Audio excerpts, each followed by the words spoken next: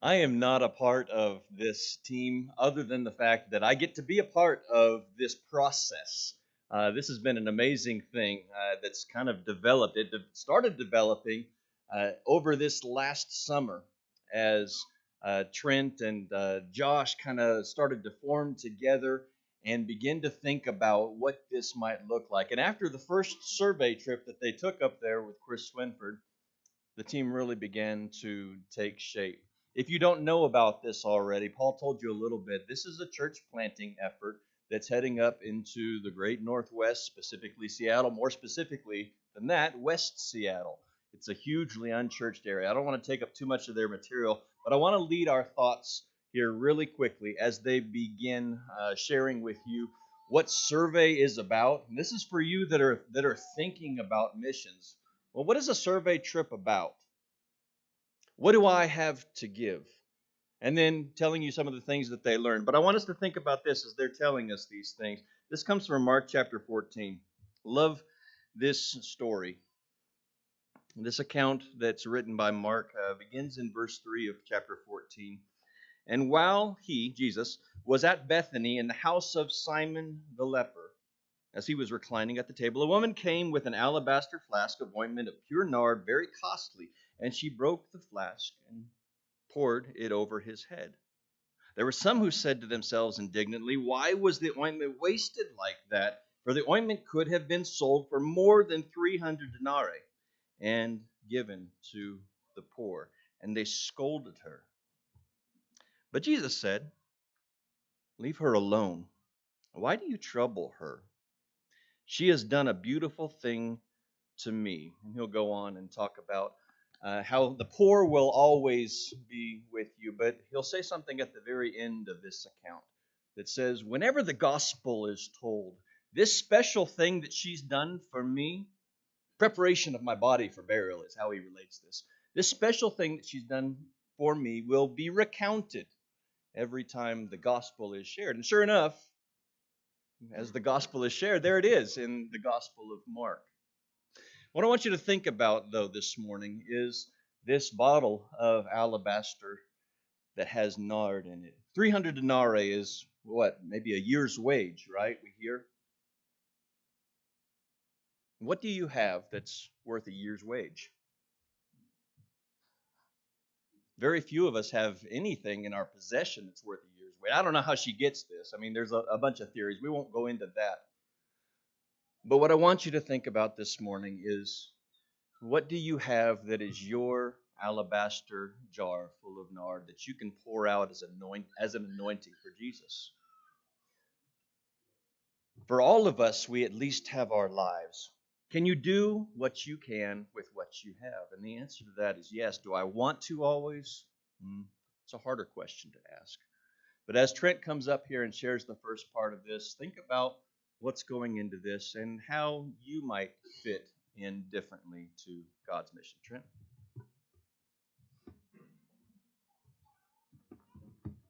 Good morning. As David said, we are pouring our lives, ourselves into this. One of the reasons for that is you may not know, but the West Seattle area has a population roughly of around 136,000 people. That's a little bit more than half of the population of Lubbock. And there's no Brotherhood Church there at all. There was at one point a few years ago, but it has died out. And so we are striving to reestablish a lighthouse there. And part of that is taking a survey trip. As David mentioned, me and Josh went up originally to kind of scope out and start the process.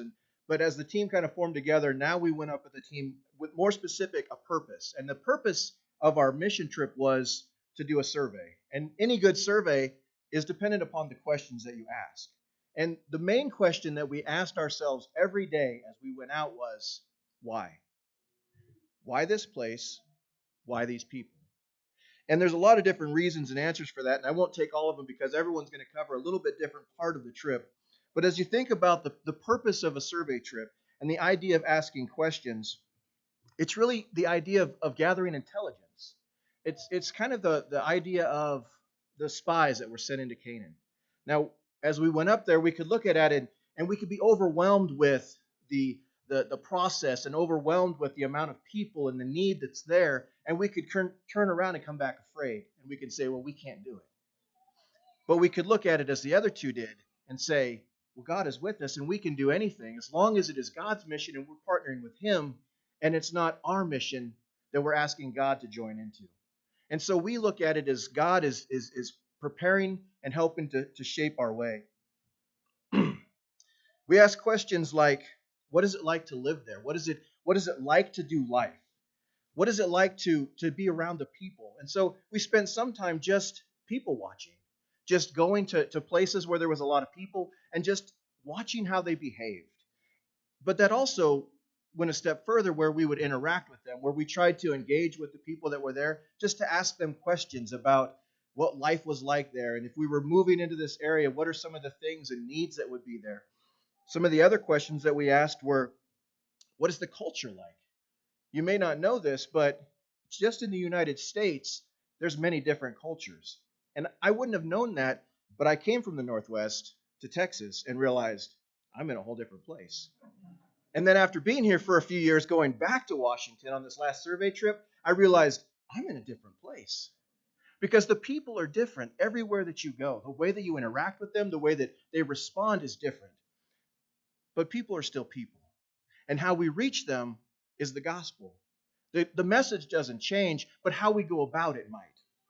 So we started to look at what are some of the ways that we might reach the people that are there. What are some of the ways that they commute? How do they get around the city? Where do they gather? What are the things that they're interested in? And all those questions we started to find answers for ourselves by continually asking the question and reminding ourselves, why? I'll leave it up for Nathaniel.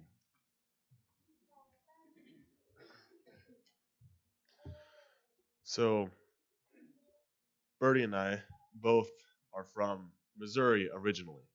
And then 2 years ago, we came down to Texas. And when it comes to culture, the difference between Missouri and Texas is, there's differences, but there's not a whole lot of differences. The Midwest and the South are very courteous, very polite cultures. Going on a survey trip to the Northwest was very eye-opening. That is not the culture of the Northwest. Especially in a big city like Seattle, people are much more cold. They're not friendly. They're rude. They're impatient. There were times where I just wanted to turn around and be like, "What's your problem, bro?" But I'll just give 3 examples of what kind of stood out to me while we were there. Because as Trent said, the whole purpose was to go out as spies with your eyes open and just being attentive to things. The first thing that really stood out to me was New Year's Eve, we went shopping at Costco to help save on costs while we were there. So we bought groceries for the whole group for the week. And being at Costco on New Year's for a guy who's an introvert and doesn't like crowds was a nightmare. But it was also very eye-opening because it was rare for me to walk by someone who was speaking English. It was incredible being surrounded by just this packed store, and everyone I was walking by was speaking some kind of different language, which was really not something I'm used to. Josh and I at one point were walking together and we're just counting different languages, and I was able just to identify at least 4 languages that sounded familiar to me: Vietnamese, Mandarin, a tongue of the Philippines, and Spanish. So those were just 4 that I could roughly kind of guess what they were.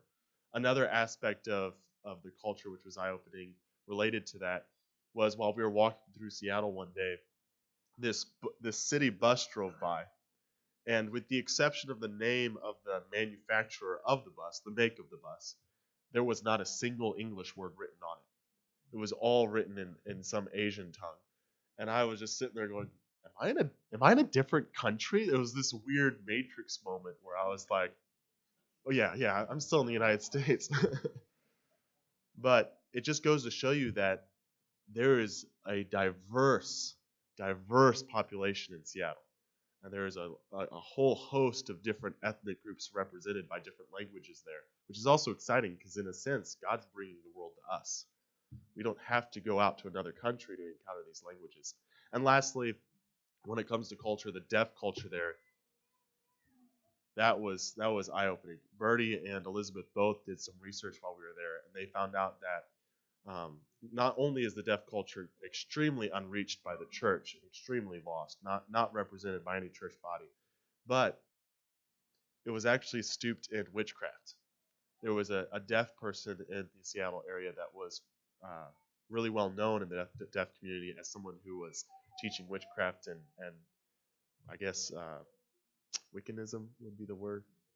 Oh, she was a witch. She was a witch. So, um, yeah. So in terms of culture, those were some of the things that really stood out to us. And I don't have time to go into everything, but definitely an eye-opening experience.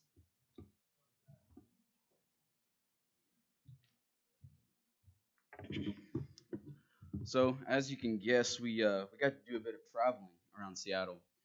So, first and foremost, we flew up there on the 30th, and we rented vans. So we decided to use that as our primary way of traveling, really just to get an idea of what the costs would look like, what it would feel like to drive around Seattle and West Seattle and around the surrounding areas.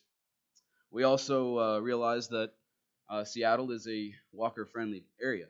You can drive down the street and see half the people that are on the road, they're actually just walking. So it was quite walker-friendly.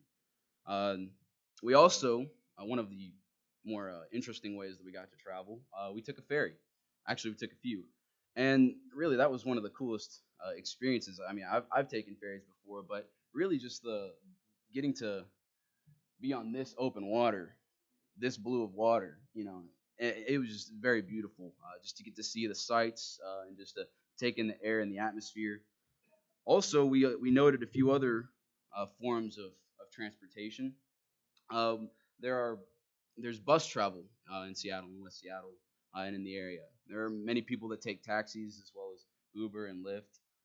That seemed to be pretty popular. And also another form of travel, biking, very popular. It's a staple, if you will. And we also noticed that while people had their personal bikes, they also had rented bikes, and you could see them out on the street. These lime green bikes with the ability to rent them, very similar to the scooter system that we have here in Lubbock.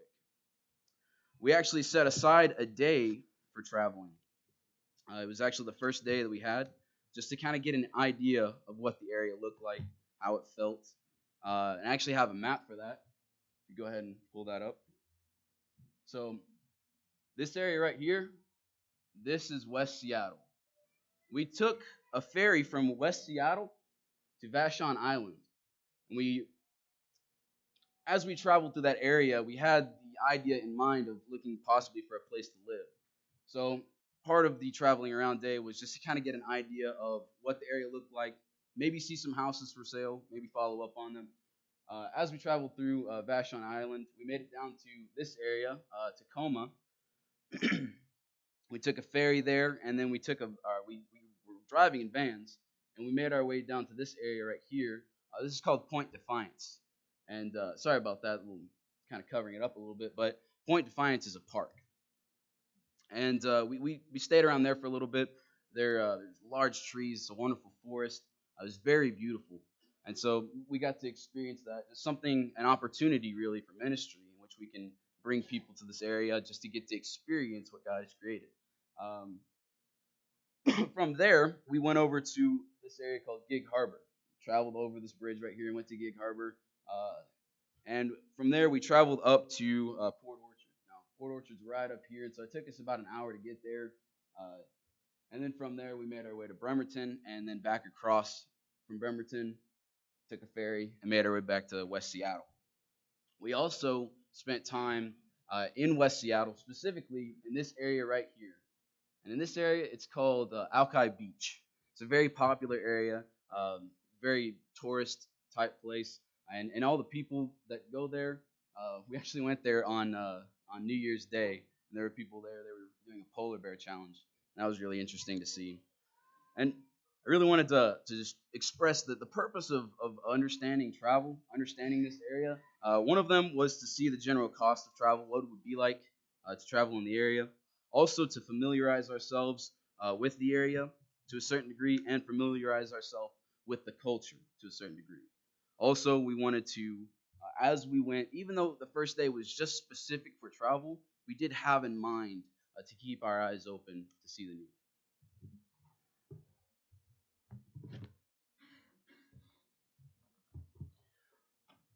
Another part of our survey trip was housing. Looking at, as a team, where would we be able to live? Would we be able to buy something? Would we have to rent something? Would we live in a van down by the river? And that's a realistic thing in Seattle. We wanted to see, would we be able to live in the area that the church is going to be planted in? So in that West Seattle area, what kind of options are there? We'd looked online. We'd seen prices that didn't look real. They looked like they were made up. So we got with a real estate agent on one day. And he took us, and we wanted to look at lower cost, smaller homes. Just show us the good deals. Give us a good deal. So we showed up to what from the outside would look like a good deal. It's a 600 square foot house built in 1918, updated during the Kennedy administration. It just looked like a perfect low-cost house. 600 square feet, $425,000. That let you see real quick, buying may not be an option in the area we're planting the church. I mean, I still can't wrap my head around that figure. And he showed us a couple other houses that were a little bit bigger, but still $500,000, and just small little homes. Well, what are the other options? And that's when you go on a survey trip, you got to see what are other options, because we've got to live. We've got to live somewhere. So Fuzzy alluded to Vashon Island. There's cheaper housing there, but cheaper is a relative term in the Northwest. So it's cheaper, but it still may not be viable for a team moving up there. So we went and looked at some apartments. We looked at 2 different apartment complexes. Neither one did we set an appointment. We just showed up. And we're kind of an intimidating group when we show up all, happy and smiling. That stands out in that area. So the first group, they were just so welcoming, and they just wanted to show us the apartments. The apartments were around $2,000 a month. But let me tell you another factor, just things that you don't know until you go there. Parking is not at a surplus. So parking is always going to be an issue. In fact, at Safeway, you park on the roof of Safeway. So that just kind of tells you how limited parking is. Well, the cost of the apartment is $2,000 a month. Oh, and if you have a car, then it's $100 per parking space per month. So it just keeps adding up and adding up. These are just things that we have to be aware of when you're going to that area, what you have to budget for. So the first group, they showed us their apartments, real nice people. Was definitely an apartment complex that we could all see ourselves in. The second one, not so much. We were greeted with what Nathaniel kind of alluded to, just very grumpy people. Why are we inconveniencing them today? And he handed us off to his assistant, who was a salesman lady. But anyway, there was no getting through that salesman facade. It was just all about, here's the room, here's how much it is. Not anytime you tried to discuss religion or are there churches in the area, they just put the brakes on. We cannot talk about anything like that. Okay, so things we learned.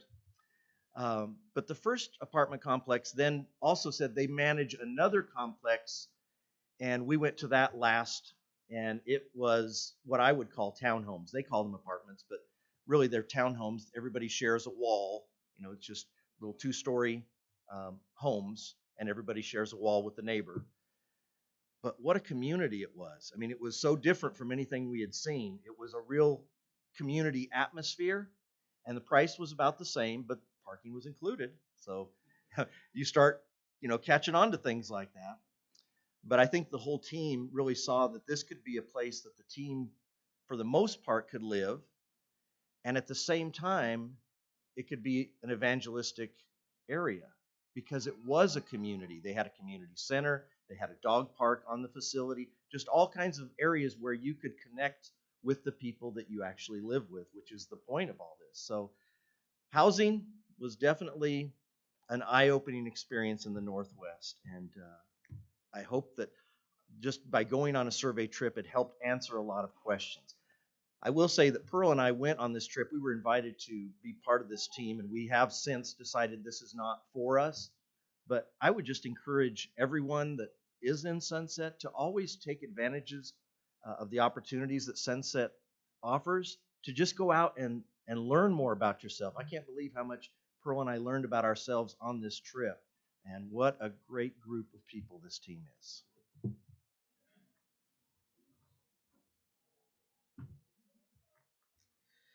Well, to wrap things up, I get to talk a little bit about team and the team. So, uh, as Darren said, we wish that they would be, a permanent part of this, but we understand that it's not really what everyone sees themselves doing.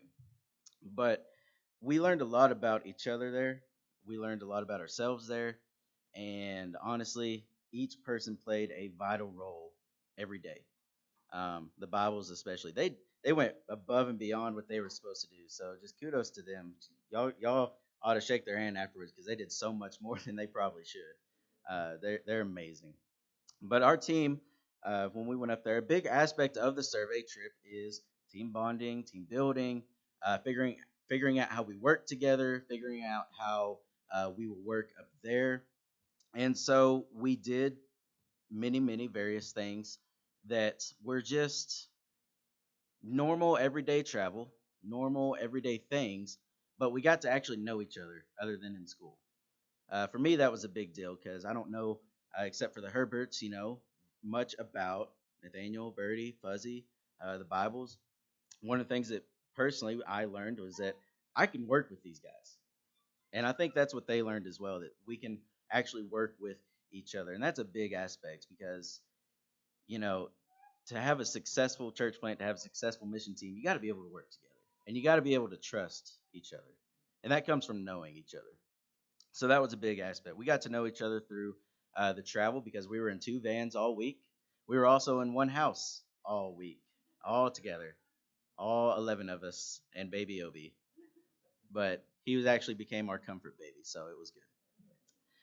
Team building was fun. We did different things at the end of each day, like have a game or something. You really learn in game nights how to push each other's buttons and how not to. You really learn that stuff very well and very fast, actually. So that was really good and eye opening. Whenever we were traveling, different things come up. Maybe you're in a certain situation like we were in, we were in a parking garage and we couldn't get out because someone lost the ticket, and so we had a problem. And so each person went to work with their gifts and their personalities to solve this problem. That is also good information to know. You get to see how each person operates under pressure. You get to see how each person tries to solve different and various problems. We got to see how each of us finds information out in the community. Some of us are people watchers, first and foremost. I like to watch people and eavesdrop on their conversations. Kind of how we were at Costco. That's how we found out the different languages and things. And I could see what people's priorities were. Some people just go right up to people or attract people and they start talking to them. There's a picture of a group at the beach. You saw them sitting around a campfire. That was a group that was there, and they just started a conversation with them, and they got information from them as well. Some people went into establishments and started talking to the owners and went from there. Different ways of getting information, and we each, I think, every person on the team had a different way of doing it. And because of that, we were able to compile a database that is going to help us plant this church in the best way possible. And especially moving forward as we continue to get information as well. We also got to see the different, because of that, finding information kind of leads also into different types of evangelizing or ways to evangelize, ways of seeking out people. So that was good as well. Overall, we got the info that I believe we needed.